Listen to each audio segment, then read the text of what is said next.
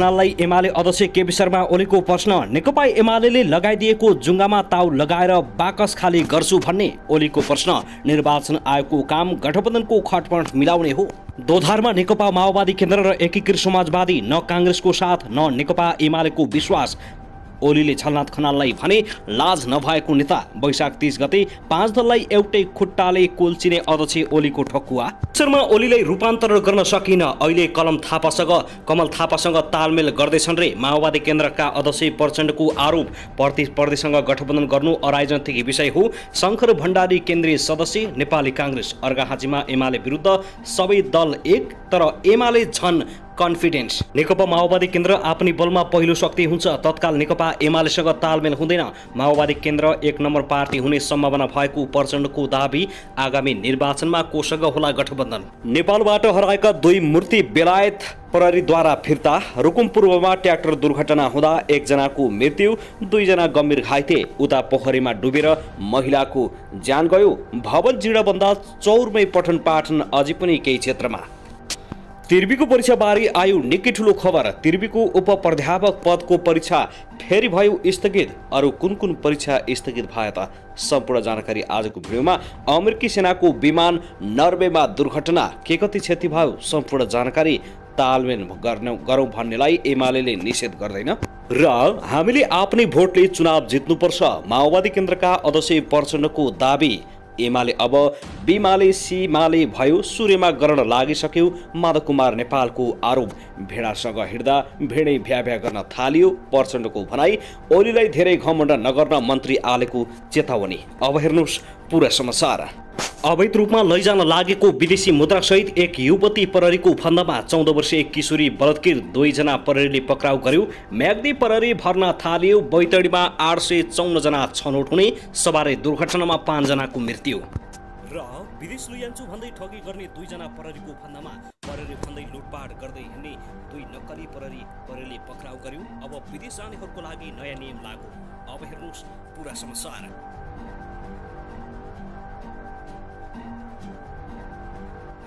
दर्शक नमस्कार, YouTube channel Nepali खबर मिडियामा तपाईहरूलाई हार्दिक स्वागत छ। यदि हाम्रो च्यानललाई अहिलेसम्म सब्स्क्राइब गर्नुभएको छैन भने सब्स्क्राइब गरी नजिक रहेको बेल आइकन दबाई हामीसँग जोडिनुहोला।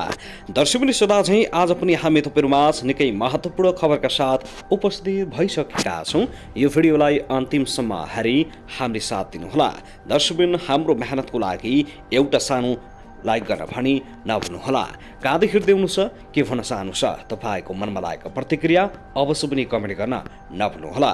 दर्शक के तपाईँ हाम्रो च्यानलमा नियमित श्रोता हुनुहुन्छ? यदि नियमित हुनुहुन्छ भने तल कमेन्ट बक्समा नियमित अथवा रेगुलर लेख्नुहोस्। यदि तपाईँ नयाँ हुनुहुन्छ भने सब्स्क्राइब गरी जोड्नुहोस् ताकि नयाँ अपडेटका साथ हामी तपाईहरुमाझ दैनिक रूपमा उपस्थित हुने गर्दछौँ।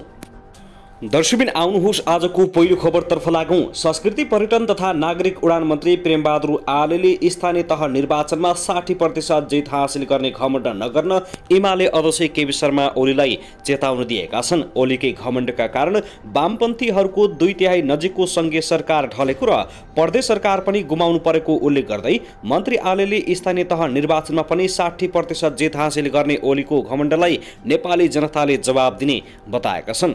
गौरी शङ्कर मिडिया प्रणालीले शनिबार काठमाडौँमा आयोजना गरेको एक कार्यक्रममा बोल्दै उनले केपी ओली नेतृत्वकै सरकारको नारायणहिटी संग्रहालय र पशुपतिमा रहेको धर्मशाला कौडीको मूल्यमा बिचौलियालाई बुझाएको दावी गर्दै ओलीले अब घमण्ड गर्न नमिल्ने उनको भनाइ छ। नेकपा एकीकृत समाजवादीका नेता समेत रहेका मन्त्री आलेले ओलीमा महाभारतको दुर्योधन भन्दा बढी घमण्ड रहेको, तर जनताले त्यसको जवाफ आगामी निर्वाचनमा दिने बताएका छन्। उनले भने आज कोही व्यक्तिको अहंकारले गर्दा सङ्घको सरकार पनि गयो, प्रदेशको सरकार पनि गयो। अझै त्यो व्यक्तिले अब आउने वैशाख 30 गतेको स्थानीय तह निर्वाचनमा 60% गाउँपालिका, नगरपालिका, उपमहानगरपालिका र महानगरपालिकामा जित्छु भने जुन घमण्ड गरेको छ, त्यो घमण्ड मलाई कस्तो लाग्छ भने महाभारतको दुर्योधन र हाम्रो नेपालको राजनेता भनाउँदो केपी शर्मा ओली 2वटालाई द्याजौँ भने अहंकारको कमी छैन। मन्त्री आलेले आगामी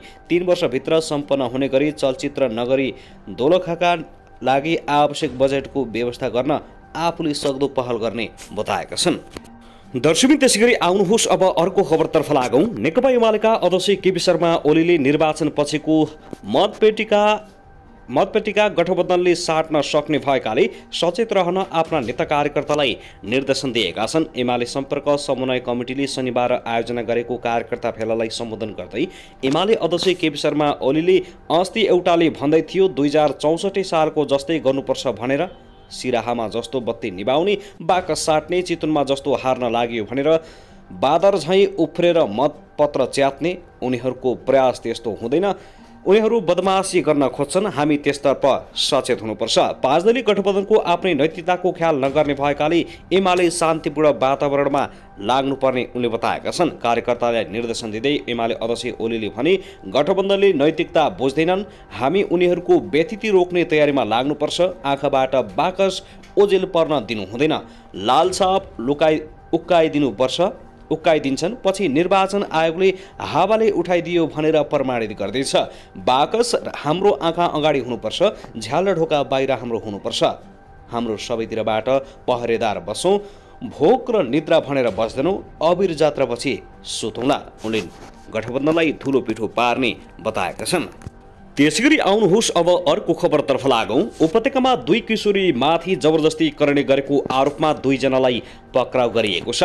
15 वर्षीय किशोरीलाई जबरजस्ती करणे गरेको अभियोगमा चन्द्रगिरी नगरपालिका 6 छापाली बस्ने 21 वर्षीय मनिष बिडारीलाई शुक्रबार राति प्रहरीले पक्राउ गरेको हो। बिडारीले ती किशोरीलाई जबरजस्ती करणे गरेको भन्ने खबर प्राप्त हुनसाथ महानगरीय प्रहरी बिर्त थानकोटबाट खटिएको प्रहरीले उनलाई पक्राउ गरेको हो। यसैगरी ललितपुरमा 13 वर्षीय बालिकालाई जबरजस्ती करणे गरेको अभियोगमा गोदावरी नगरपालिका 3 पुतलीघाट बस्ने उदयपुर कटारी नगरपालिका 10 सोरुङ घर भएका 38 वर्षीय चुक्तबहादुर राउतलाई शुक्रबार दिउँसो प्रहरीले पक्राउ गरेको छ। पुतलीघाट स्थित सडक किनारमा पार्किङ गरी राखेको बाचार ख 3181 नम्बरको बसभित्र मंगलबार राति राउतले बालिकालाई जबरजस्ती करणे गरेको खबर प्राप्त हुनसाथ महानगरी प्रहरी बिर्त 7 दोबाटोबाट खटिएको प्रहरीले उनलाई पक्राउ गरेको हो। यस सम्बन्धमा प्रहरीले आवश्यक अनुसन्धान गरिरहेको जनाएको छ। त्यसैगरी आउनुहोस् अब अर्को खबरतर्फ लागौं। अमेरिकाबाट नेपाल आएका 1 जना भुटानी शरणार्थी सुनसहित पक्राउ परेका छन्। त्रिभुवन विमानस्थल भन्सार प्रमुख महेश भट्टराईले ड्रोनभित्र 100 ग्राम सुन लुकाएर ल्याएका अनिक सहाङ बहिङ राई पक्राउ परेको जानकारी दिएका छन्। विभागले राईलाई बिहीबार पक्राउ गरेको हो। ड्रोन राख्ने ब्यागभित्र लुकाएर सुन ल्याएका राईको जुत्ताभित्र पनि बाहिर चाँदीको जलप लगाइएको 934 ग्राम सुन जस्तो धातुको वस्तु पनि फेला परेको प्रमुख भट्टराईले जानकारी दिएका छन्। उनले भने त्यसको परीक्षण हुँदैछ, रिपोर्ट भने आइसकेको छैन। उनको साथबाट 5 वटा फोन पनि बरामद भएको छ। 2 वटा प्याक र अन्य भने खोलिएका छन्। उनले भने राईलाई महानगरीय प्रहरी बिर्त गोसलाको हिरासतमा राखिएको र उनीमाथि अनुसन्धान अगाडि बढाइएको भन्सार कार्यालयले जानकारी दिएको हो। त्यसैगरी आउनुहोस् अब अर्को खबरतर्फ लागौं। सत्तारूढ दल नेकपा माओवादी केन्द्रका अध्यक्ष पुष्पकमल दाहाल प्रचण्डले प्रतिगमनकारीहरूले माओवादीलाई निशाना बनाएको आरोप लगाएका छन्। आज शुक्रबार सामूहिक सञ्जाल फेसबुकमा पोस्ट गर्दै उनले यस्तो आरोप लगाएका हुन्। उनले जनयुद्धमा आक्रमणको तयारी गरे जस्तै आसन्न चुनावमा पनि पुरै तयारीका साथ होमिनु जरुरी रहेको उनको भनाइ छ। प्रचण्डले लेखेका छन्, प्रतिगमनकारीहरूले माओवादीलाई निशाना बनाइरहेका छन्। जनयुद्धमा आक्रमणको तयारी गरे जस्तै यो चुनावमा पनि पुरै तयारीका साथ होमिनुपर्छ। स्थानीय तहको निर्वाचनको मिति नजिकैसँगै प्रचण्डले देश दौडाहालाई तीव्रता दिएका छन्। आज उनी पार्टीको नवनिर्मित भवनको उद्घाटन गर्न सिन्धुली पुगेका छन्। स्थानीय तहको निर्वाचन आगामी वैशाख 30 गते तय भएको छ। साथै अध्यक्ष पुष्पकमल दाहाल प्रचण्डले आगामी चुनावमा गठबन्धन होला र जितौँला भन्ने मनस्थितिमा कसैले पनि नबस्न कार्यकर्ताहरूलाई निर्देशन दिएका छन्। उनले चुनावमा आफ्नै संगठनलाई बलियो बनाएर जानुपर्ने र आफ्नै तागतमा जनताको मन जित्ने कुरालाई पहिलो प्राथमिकता राख्न समेत कार्यकर्ताहरूलाई निर्देशन दिएका छन्। प्रेस संगठन लुम्बिनीद्वारा बुटोलमा आयोजित पत्रकार सम्मेलनमा अध्यक्ष पुष्पकमलले आगामी वैशाख 30 मा स्थानीय तहको निर्वाचन हुनेमा ढुक्क हुन आग्रह गरेका छन्। उनले निर्वाचनमा तालमेल गर्ने र अधिकतम परिणाम निकाल्ने कुरालाई सहायक प्राथमिकतामा राखेर निर्वाचन तयारीमा लाग्न आग्रह गर्दै निर्वाचनका बारेमा कुनै आशंका नगर्न समेत आग्रह गरेका छन्। त्यसैगरी आउनुहोस् अब अर्को खबरतर्फ लागौं। अमेरिकी एयरफोर्सको एउटा कार्गो जहाज आज शुक्रबार काठमाडौँ आएर फर्किएको छ। त्रिभुवन अन्तर्राष्ट्रिय विमानस्थलमा जहाज आए लगतै सामाजिक सञ्जालमा तरङ्ग पैदा गरेको छ। विभिन्न मान्छेले फोटा र भिडियो राखेर अमेरिकी जहाज किन आएको भन्दै चासो व्यक्त गरेका छन्। विमानस्थल स्रोतका अनुसार शुक्रबार काठमाडौँ आएको कार्गो जहाजले अमेरिकी दूतावास र कूटनीतिक निकायका सामग्री ल्याएको छ। आज आएको जहाजले सधैँझै कूटनीतिक निकाय र दूतावासका सामग्री लिएर आएको हो। विमानस्थल स्थित स्रोतले भन्यो, यो पहिलो पटक आएको होइन, यसअघि पनि कूटनीतिक नियोगका सामग्री लिएर आउने गरेको छ। विमानस्थल अनुसार शुक्रबार बिहान 9:15 बजे काठमाडौँ आएको जहाज 11:15 बजे फर्किएको थियो। अमेरिकी दूतावास र कूटनीतिक नियोगका सामग्री लिएर शुक्रबार बिहान आएको जहाज फर्किसकेको छ।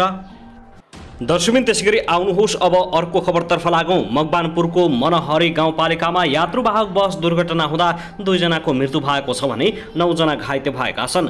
पूर्व पश्चिम राजमार्ग अन्तर्गत मनहरी 6 भुलचोकमा शुक्रबार बिहान हेटोडबाट चितवनतर्फ जाँदै गरेको ना 4 ख 4454 नम्बरको यात्रुवाहक बस दुर्घटना हुँदा 2 जनाको घटनास्थलमै मृत्यु भएको हो। मृत्यु हुनेमा नुवाकोटका 22 वर्षीय सुभाष श्रेष्ठ र ठेगाना नखुलेका 29 वर्षीय शम्भु दराई मगर रहेको बताइएको छ।